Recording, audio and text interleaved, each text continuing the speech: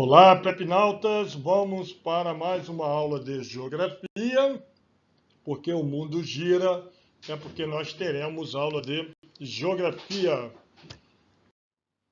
A aula de hoje nós vamos falar sobre relevo, voltar um pouquinho, falar sobre biomas, vegetações e bacias hidrográficas, para que a gente dê um entendimento completo, né, sobre esse assunto, porque está tudo interligado. Além disso, vocês vão interligar também a aula de industrialização, a aula de transporte e intermobilidade, principalmente, né, das cargas e dos produtos agrícolas e minerais, certo? Tudo isso depende do relevo, depende do clima, é isso que nós estamos trabalhando. Relevo, gente. O primeiro trabalho foi do Haroldo de Azevedo, em 1949. E ele utilizou um critério altimétrico, né, para dividir o país em duas unidades básicas, planaltos e planícies. Certo? Então, tinha 4 planaltos e também tinha 4 planícies.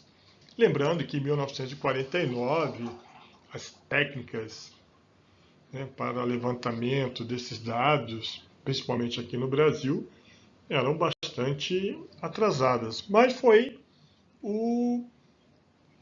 a primeira vez que se trabalhou essa questão do relevo aqui no Brasil. Né? Tanto é que Planalto Central, né, que tem lá a música do Legião Urbana, era um planalto, é uma coisa única, certo? Ele utilizou o critério de altitude, planaltos era que tinha mais de 200 metros de altitude e planícies menos de 200 metros, certo? Contexto histórico, né, como eu já falei, tecnologia muito limitada, mas foi esse trabalho. E ele foi depois melhorado pelo Absaber, que nós iremos ver agora. Então, o Absaber, em 62, ele já utiliza outros critérios, né? Critério geomorfológico, né? Verificando o tipo de rochas, verificando questões sobre os processos erosivos e também continua planaltos e planícies, né? Principalmente destacando a interação entre o clima, rochas e o modelado. Então, já temos aqui 7 planaltos e 3 planícies. Aumentou para 10, certo? E aí, qual é a ideia dele, né? Planaltos, né? Predomínio de erosão, são áreas desgastadas pelos processos exógenos, que são externos, já estudamos isso, chuva, vento, rios, né? E destaca-se aqui o Planalto das Guianas, né, o Planalto Central, né, Planalto do Maranhão, Planalto Nordestino, né, a planície com o Rio Amazonas, planície do Pantanal. Eu diria que é uma forma bem fácil, né, de se entender, né, um critério geomorfológico, né, um entendimento como o clima atual, passado, atuou na escultura da paisagem. Então ele coloca mais um componente para poder fazer esses critérios de separar planaltos e planícies. Contribuiu muito, né, na dinâmica morfoclimática, principalmente analisando o relevo como resultado da história geológica e climática, certo? Porque está tudo envolvido.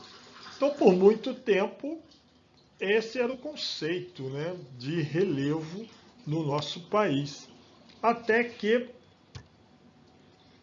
veio Jurandir Roys e, com, né, as novas técnicas, reformulou essas questões sobre o relevo brasileiro.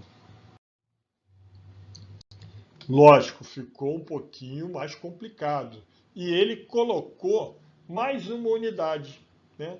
Além de planaltos e planícies, ele criou a terceira forma, as depressões, certo? E aí ele reformulou novamente o relevo brasileiro, né? E vamos ver o que é depressão, o que é planalto, o que é planície para o Jurandir Rocha. Tá? Então, planalto, área média e alta altitude, predominando desgaste erosivo. Depressões, áreas rebaixadas pela erosão, situadas, aí que vem, entre bacias sedimentares e maciços cristalinos, né? Fazendo parte do início do planalto. E as planícies, áreas planas de acúmulo de sedimentos, né? Litorâneas ou fluviais, né? Do rio, com baixa altitude. O critério que ele adotou, morfoestruturais, critérios geológicos, morfos climáticos, clima e erosão, e morfoesculturais, a escultura da paisagem, como é que a escultura é formada. Então, tudo isso fez com que a história do relevo, ou o estudo do relevo, mostrasse, basicamente, especificamente, o relevo brasileiro. Porque tinha certas coisas, como já até falei para vocês, o Rio Madeira. Rio Madeira, se a gente botar lá no Haroldo de Azevedo, ele fica na planície amazônica. Mas o Rio Madeira, ele tem um potencial enorme hidrelétrico. Além também, ele tem um potencial enorme de navegar. Como é que você explica isso no rio de planície, ele tendo potencial hidrelétrico? Mas se ele pertencer aos compartimentos corretos, tanto de planaltos, de depressões e planícies, aí você explica esse fenômeno do rio Madeira, certo? Então, aqui, um grande exemplo aqui, né? Aqui está um é A e B, certo? Ele começa aqui em cima, em Roraima, né? Estado de Roraima, aonde ele chama o Planalto de Resíduos Norte-Amazônicos. Depois ele entra nessa área 13, que ele chama de Depressão Marginal Norte-Amazônica. Veja que é uma depressão, cai bastante. Depois ele passa aqui nessa área cinza, que é a planície do rio Amazonas, que pertence ao Planalto, que eles chamam Planalto Amazônico. Veja que aqui, ó, corta o rio Amazonas está aqui, começa a subir novamente. Depois vem a área amarela, que é uma depressão sul-amazônica, passa aqui para novamente uma área de planalto e termina aqui, certo? Então é muito variado. O 2 começa aqui no estado do Piauí, né? Rio Parnaíba, ou Tocantins aqui, não sei. E aí passa aqui por uma área pequena, né? Começa aqui numa área de bacia, Rio Parnaíba, aí vai subindo uma escarpa, desce novamente e passa pela Serra do Borborema. A Serra da Borborema, se vocês lembram lá da outra aula, ela que impede principalmente as massas de ar, né, a interferir nessa área aqui, que é a depressão sertaneja, certo? Onde tem a seca. E depois ele corta aqui o litoral, né, que é a região sedimentar. A mesma coisa aqui no item 3, né? Começa lá na planície mato-grossense, aí passa pelos planaltos Chapada da Bacia, né, do Paraná. E veja que é um local alto, onde os rios vão ter grande energia potencial, né? Vai passando aqui por São Paulo, uma depressão, bacia do Rio Paraná, chega aqui às serras, né, da Mantiqueira, Serra do Mar, e depois tem a Baixada, né, que é a parte litorânea, né, que é Rio de Janeiro, né, Espírito Santo. Então, basicamente é isso. Explica bem melhor. Agora, o que você tem que entender? Né? Que isso também tem uma dinâmica do clima, tem uma dinâmica das temperaturas, influi, né, na temperatura, tem uma dinâmica industrial, porque os rios, as bacias hidrográficas vão se modelar conforme o relevo. Então, só para que vocês terem uma ideia, né, quando a gente fala depressão, né, depressão ela está dentro da planície, né? Então, áreas de baixas, né? Aí tem as escarpas e tem a área sedimental, né? Tudo vai descendo. Outra forma de você verificar, né? Do planalto, planície, depressão, sempre tem depressão, tem rios, e esses rios de depressão são os rios com energia potencial.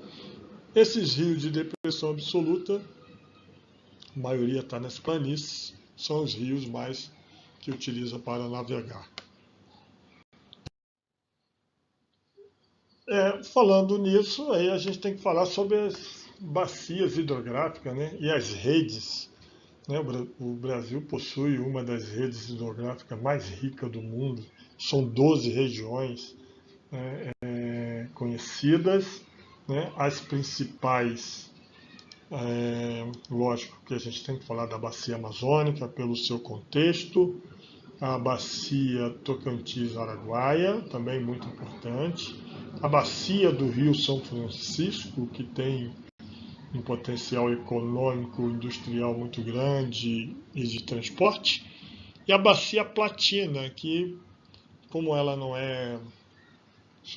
a bacia Platina faz parte de uma bacia maior, né, entre Paraguai e Argentina, nós temos a bacia do Paraná, Paraguai e Uruguai, cada uma delas com as suas especificações e importância, principalmente econômica, para o nosso país. Então nós temos 12 regiões, então eu separo aqui a região amazônica, né, maior bacia do mundo, com grande potencial de navegação e biodiversidade. A bacia amazônica não é exclusividade do nosso país, certo? A bacia Tocantins-Araguaia, a maior bacia localizada inteiramente em território brasileiro. Né? A maior é Tocantins-Araguaia. Lógico que a maior é a Amazônia, mas a amazônica ela faz parte de uma bacia maior fora do nosso país. Dentro do nosso território é o Tocantins-Araguaia, certo? Tem a bacia do Rio Paraguai, né? O Rio Paraguai, a bacia do Paraguai, que abriga o Pantanal e a planícies ideais de navegação, faz parte da bacia Platina. A bacia do Paraná possui um potencial hidrelétrico instalado, né, a usina de Itaipu. A da Parnaíba, né, tem para a economia meio norte ali do Nordeste, ali, Piauí, certo? É um rio também com uma certa importância. São Francisco nem se fala, né? Tem potencial de irrigação, de energia e de transporte também, é um rio muito importante.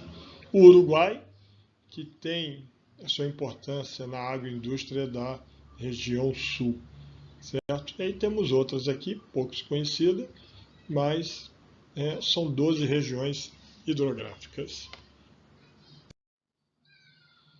Essas regiões, a grande maioria é regime pluvial, certo? Regime pluvial, regime de chuva, certo?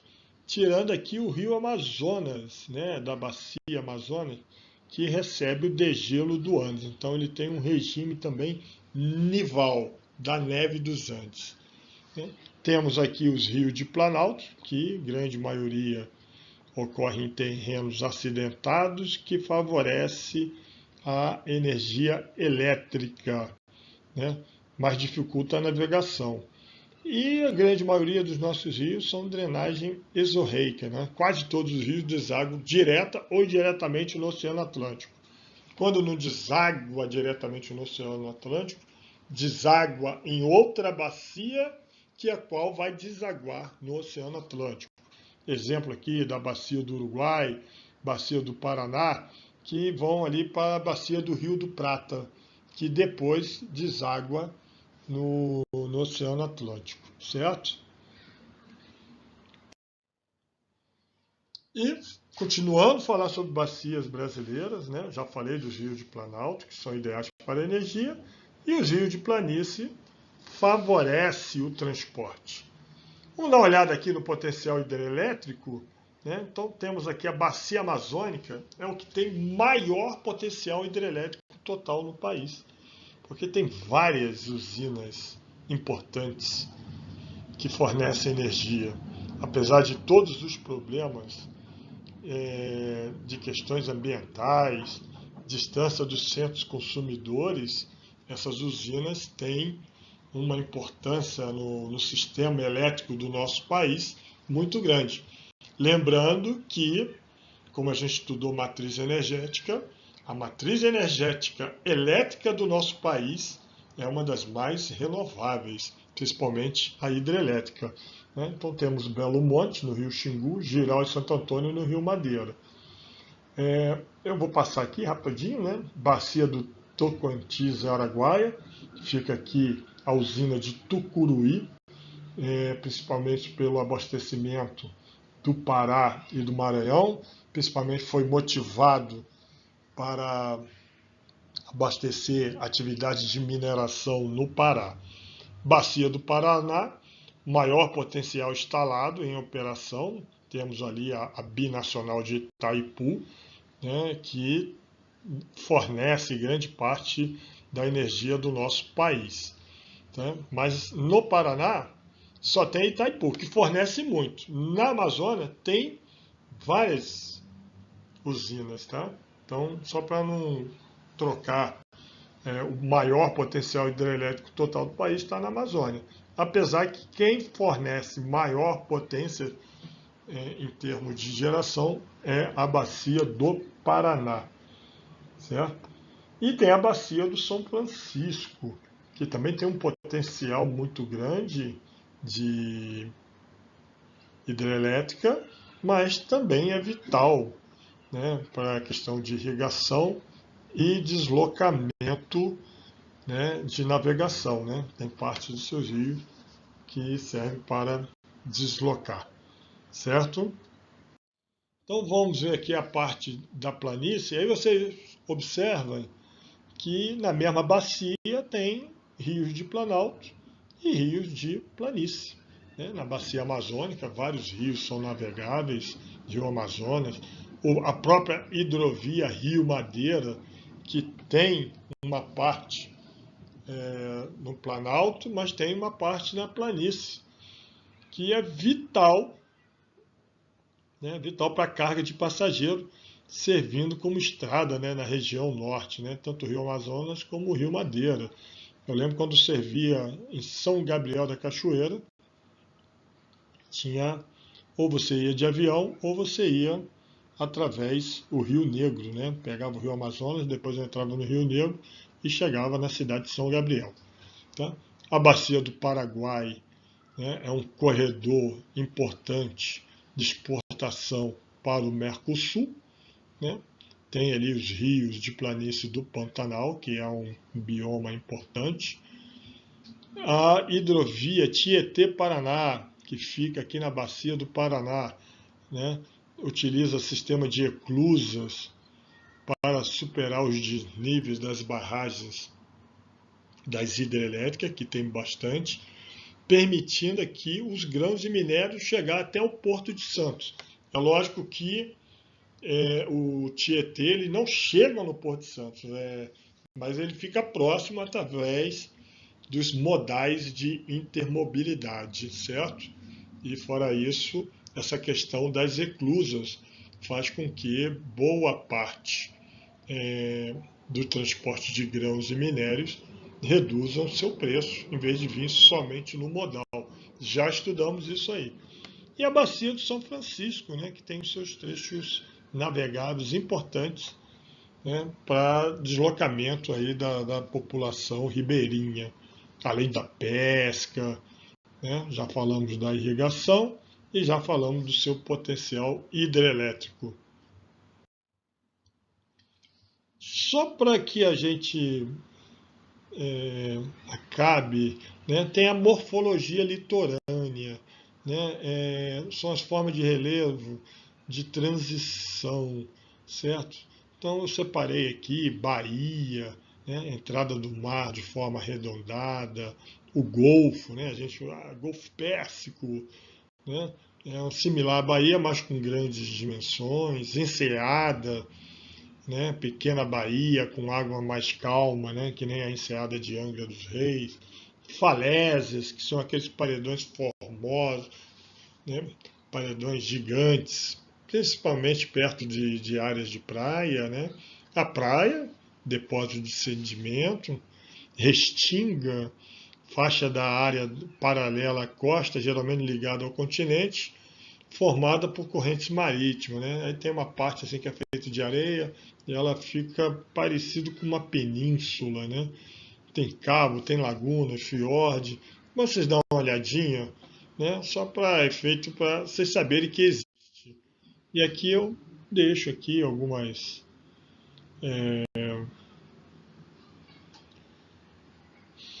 fotos, não estão muito bem esclarecidas, né? Bem definidas, mas é só para que vocês deem uma olhadinha rápida da morfologia litorânea. E aí tem algumas partes que acabam caindo na prova, né? Que são os biomas e a gente vai estudar, né, as fases de transição. Então o bioma, a gente até falou na aula passada, né? Bioma da Amazônia, do Cerrado, da Caatinga, da Mata Atlântica, do Pantanal e do Pampa. Mas tem algumas vegetações de transição. Aí eu separo aqui Mata dos Cocais, né, localizada entre Amazônia, Caatinga e Cerrado. Né? Essa área aqui, aqui nesse mapa ele está em vermelho. Tá? É marcado pela presença de palmeiras, como babaçu e carnaúba. É um outro tipo de vegetação. Né? Sai da caatinga, aquela vegetação rasteira, vegetação xerófila, né? E também tem, né, já uma vegetação não tão densa que nem a floresta amazônica, mas já indo, já se aproximando. Então são os pontos importantes. Mata dos Cocais, tem o agreste, que é uma faixa de transição entre a caatinga seca, certo? A caatinga, está aqui, ó, é o 2, e a fase do agreste, que é a Mata Atlântica, que é o laranja, é o 4. Então, o agreste, ele é importante porque tem uma questão que tem muita produção de alimento no agreste, não é tão seco e não é tão úmido como no litoral.